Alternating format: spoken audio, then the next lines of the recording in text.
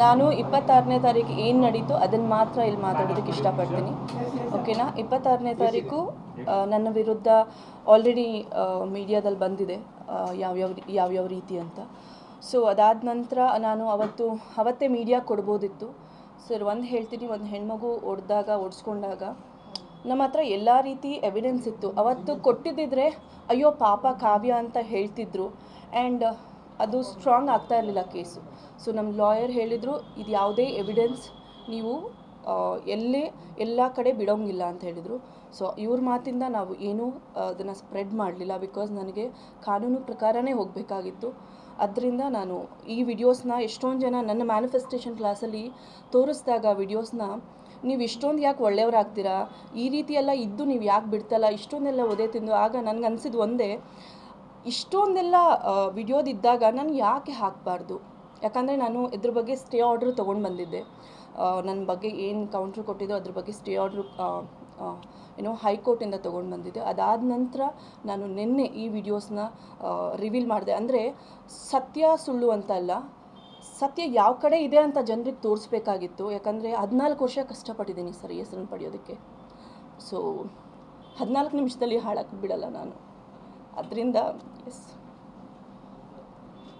ನಿನ್ನೆ ನೀವು ವಿಡಿಯೋ ಬಿಟ್ಟಿರೋದು ಅಂದ್ರೆ ಒಂದಿಷ್ಟು ಇರೋ ಸತ್ಯಾಸತ್ಯತೆ ಅಲ್ಲ, ಅದು ಎಡಿಟ್ ಮಾಡಿ ಬಿಟ್ಟಿದ್ದಾರೆ ಅನ್ನೋಂತ. ಸರ್ ಎಡಿಟ್ ಮಾಡಿ ಯಾವುದೇ ಕಾರಣಕ್ಕೂ ಬಿಟ್ಟಿಲ್ಲ. ಯಾಕಂದರೆ ಎಂಟೈರ್ CCTV ಫುಟೇಜ್ನ ಕೋರ್ಟ್ಗೆ ಸಬ್ಮಿಟ್ ಮಾಡಿದ್ದೀವಿ. ಸೊ ಅಲ್ಲಿ ತೀರ್ಮಾನ ಆಗುತ್ತೆ ಅದು ಸುಳ್ಳು ಅಥವಾ ಸತ್ಯ ಅಂತ. 100% ನಮಗೆ ಗೊತ್ತು ಅದು ಎಷ್ಟು ಸತ್ಯ ಅಂತ. 100% ಅದು ಯಾವುದೇ ರೀತಿ. ಹೌದು ಸರ್, ಎಂಟೈರ್ ನಾನು ಇನ್ಸ್ಟಾಗ್ರಾಮ್ಗೆ ಎಷ್ಟು ಕೊಡಬೇಕು ಅಷ್ಟೇ ಕೊಟ್ಟಿದ್ದೀನಿ. ಮಿಕ್ಕಿದ ಎವಿಡೆನ್ಸ್ನಲ್ಲಿ CCTV ಪಾಸ್ವರ್ಡ್ ಅವ್ರ ಹತ್ರನೂ ಇದೆ, ನಮ್ಮ ಹತ್ರನೂ ಇದೆ. ಸೊ ಎಂಟೈರ್ ಡೀಟೇಲ್ನ ನಾನು ಅಲ್ಲಿ ಕೊಟ್ಟಿದ್ದೀನಿ ಸರ್. ಎಷ್ಟು ಇನ್ಸ್ಟಾಗ್ರಾಮಲ್ಲಿ ಎಷ್ಟು ರೀಲ್ ತೊಗೊಳಕ್ಕಾಗುತ್ತೆ ಅಷ್ಟೇ ಹಾಕಿರೋದು. ಸೊ ಅಲ್ಲ, ಅದನ್ನೆಲ್ಲ ನಾನು ಇಲ್ಲಿ ಹೇಳೋಕ್ಕಾಗಲ್ಲ ಸರ್, ಬಿಕಾಸ್ ಇನ್ನೂ ಎವಿಡೆನ್ಸ್ ತುಂಬ ಇದೆ. ಅದನ್ನು ನಾನು ಕೋರ್ಟಿಗೆ ಕೊಡಬೇಕು. ಅದನ್ನ ನಾನು I can clarify to one extent. ಏನಕ್ಕಂದ್ರೆ ಇವಾಗ ಇನ್ವೆಸ್ಟಿಗೇಷನ್ ಪೆಂಡಿಂಗ್ ಇದೆ.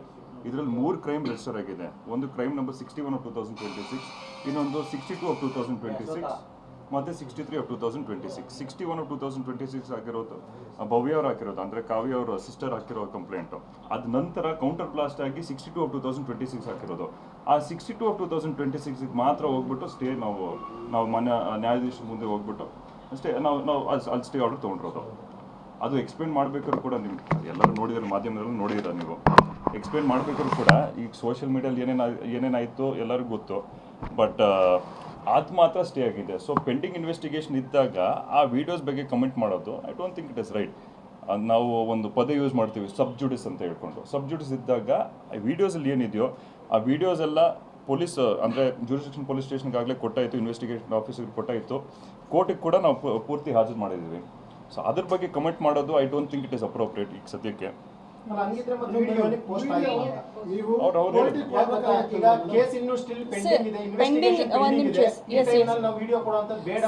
ಒಂದು ನಿಮಿಷ, ಸ್ಟೇ ಆರ್ಡರ್ ಬಂದಿದೆ.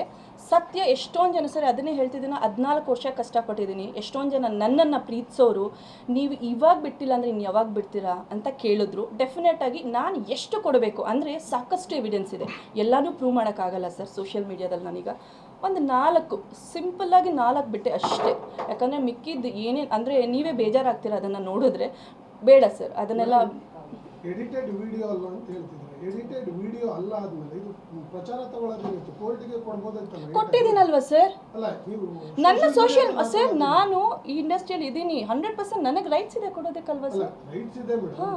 ನೀವು ಕಾನೂನು ಪ್ರಕಾರ ಸತ್ಯ ಏನಿದೆ ಅದನ್ನು ಪ್ರೂವ್ ಮಾಡ್ತೀನಿ ಸರ್, ಅಲ್ಲೂ ಮಾಡ್ತೀನಿ ಸರ್. ನನ್ನನ್ನು ಫಾಲೋ ಮಾಡೋ ತುಂಬ ಫ್ಯಾನ್ಸ್ ಇದ್ದಾರೆ ಸರ್. ನನಗೂ ಒಂದು ಇಷ್ಟು ಸಂಪಾದನೆ ಮಾಡಿದ್ದೀನಿ, ಅವ್ರಿಗೆ ಕೊಟ್ಟಿದ್ದೀನಿ ಸರ್. ಅದಕ್ಕೆ ಯಾಕೆ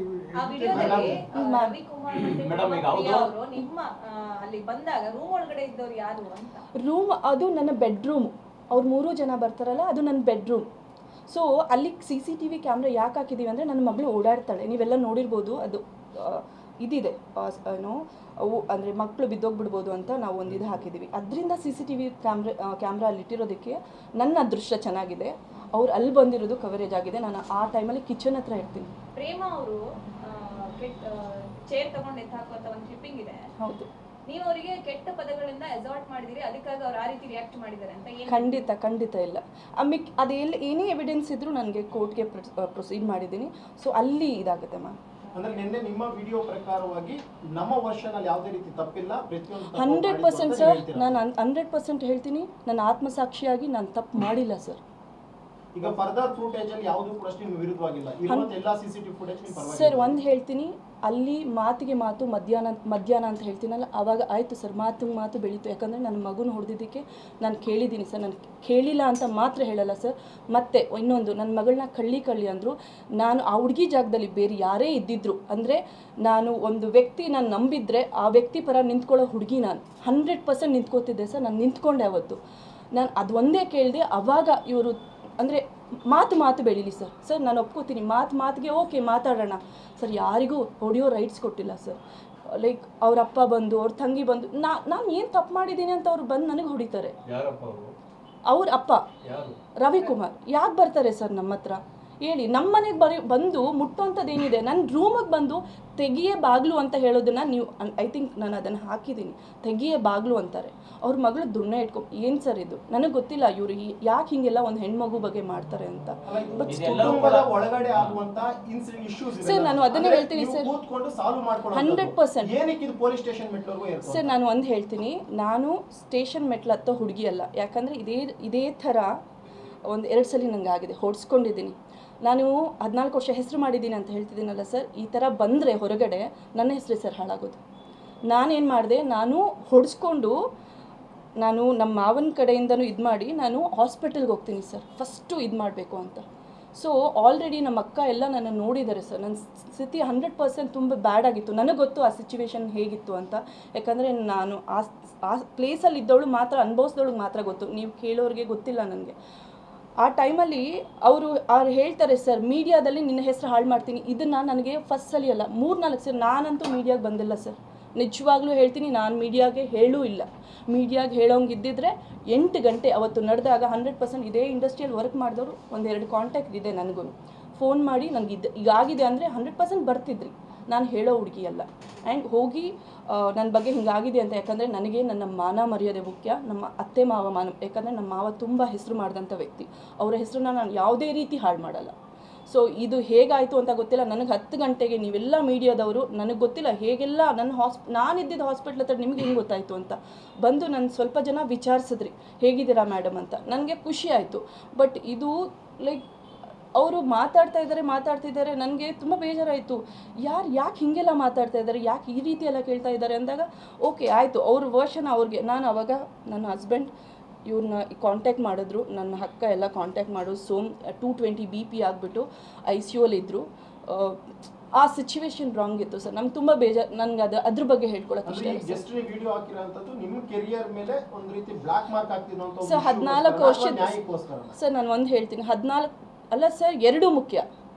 14 ವರ್ಷ ಕಾಪಾಡ್ಕೊಂಡು ಬಂದಿದ್ದು ಒಂದು ಬ್ಲ್ಯಾಕ್ ಮಾರ್ಕ್ ಸರ್. ಜಸ್ಟ್ ನೋಡಿ ಬೇಕಾದ್ರೆ ನೀವು ಯೂಟ್ಯೂಬಲ್ಲಿ ಎಲ್ಲೇ ಬೇಕಾದ್ರೂ ನೋಡಿ, ಒಂದು ಬ್ಲ್ಯಾಕ್ ಮಾರ್ಕ್ ಇಲ್ಲ ಸರ್ ನನ್ನ ಹೆಸರಲ್ಲಿ. ಸರ್ ಇದು ಪರ್ಸ್ನಲ್ ಟಾರ್ಗೆಟ್ ನನಗೆ ಗೊತ್ತು. ಯಾಕಂದರೆ ನಮ್ಮ ಮಾವ ತುಂಬ ಒಳ್ಳೆ ಹೆಸರು ಮಾಡಿದಂಥ ವ್ಯಕ್ತಿ. ನೆಕ್ಸ್ಟ್ ಯಾರು ಅಂತ ಕೇಳಿದ್ರೆ ನನ್ನ ಹಸ್ಬೆಂಡ್ ಹೆಸರೇ ಬರುತ್ತೆ. ಯಾಕೆಂದರೆ ಅವರ ನೆಕ್ಸ್ಟ್ ಯಾರು ಬರ್ತಾರೆ ಅಂದರೆ ನನ್ನ ಹಸ್ಬೆಂಡ್ ಹೆಸರೇ ಹೇಳೋದು. ಆ ಎಂಟೈರ್ ಏರಿಯಾದಲ್ಲಿ ಹೇಳೋದೇ ನನ್ನ ಹಸ್ಬೆಂಡ್ ಹೆಸರು. ಯಾಕಂದರೆ ಸರ್, ನನ್ನ ಗಂಡ ಅಂತ ಮಾತಾಡ್ತಾ ಇಲ್ಲ, ಒಂದು ಒಳ್ಳೆ ವ್ಯಕ್ತಿಯಾಗಿ ಮಾತಾಡ್ತಾ ಇದ್ದೀನಿ ಆ ಮನುಷ್ಯನ ಬಗ್ಗೆ. ಅಷ್ಟು ಒಳ್ಳೆಯವರು ಸರ್. ಸರ್ ಏನು ಮಾಡ್ತಾರೆ ಸರ್ ಪಾಪ.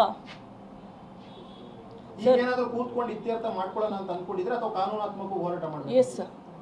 ಇನ್ನೊಂದು ನಾನು ಹೇಳ್ತೀನಿ, ಈ ಕ್ರೈಮ್ ನಂಬರ್ 63 of 2026 ಅಂದರೆ ಅವ್ರು ಕೊಟ್ಟಿರೋ ಕಂಪ್ಲೇಂಟ್ ಪ್ರಕಾರ, ಈಗ ನೀವು ಕೇಳಿದ್ರಿ ಒಂದು ಪ್ರಶ್ನೆ ಕೇಳಿದ್ರೆ, ಯಾಕೆ ನೀವು ಪೊಲೀಸ್ ಸ್ಟೇಷನ್ಗೆ ಹೋಗಿದ್ರಿ, ಯಾಕೆ ಇದೆಲ್ಲ ಪೊಲೀಸ್ ಸ್ಟೇಷನ್ಗೆ ಹೋಗ್ಬೇಕಿರುತ್ತ. ಒಂದು MLC ರಿಜಿಸ್ಟರ್ ಆಗುತ್ತೆ. ಒಫೆನ್ಸಸ್ ಏನು, ಸೆಕ್ಷನ್ 17 ಮತ್ತು ಸೆಕ್ಷನ್ 109. ಸೆಕ್ಷನ್ 17 ಅಂತ ಹೇಳಿದ್ರೆ outraging the modesty of a woman, ಮತ್ತು ಸೆಕ್ಷನ್ 109 ಅಂತ ಹೇಳಿದ್ರೆ attempt to murder.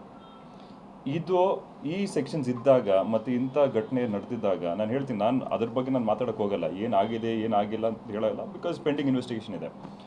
But ಅದಿದ್ದಾಗ MLC register ಆಗಿದ ನಂತರ ಪೊಲೀಸ್ ಸ್ಟೇಷನ್ ಅಂದರೆ ಕನ್ಸರ್ನ್ ಪೊಲೀಸ್ ಸ್ಟೇಷನ್ ಅಫಿಷಿಯಲ್ಸ್ ಬಂದುಬಿಟ್ಟು ಅವ್ರು ಸ್ಟೇಟ್ಮೆಂಟ್ ತೊಗೊಂಡ್ಬಿಟ್ಟು ಅದರ ಆಧಾರದ ಮೇಲೆ FIR ರಿಜಿಸ್ಟರ್ ಆಗಿರೋದು.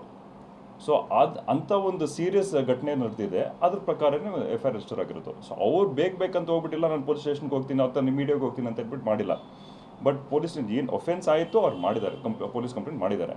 ಅವ್ರ ಕಂಪ್ಲೇಂಟ್ ಕೌಂಟರ್ ಬ್ಲಾಸ್ಟ್ ಅಂತ ಹೇಳ್ಕೊಂಡು, ಏಕೆಂದರೆ ಅದಕ್ಕೆಲ್ಲ ಪ್ರೂಫ್ ಇದೆ.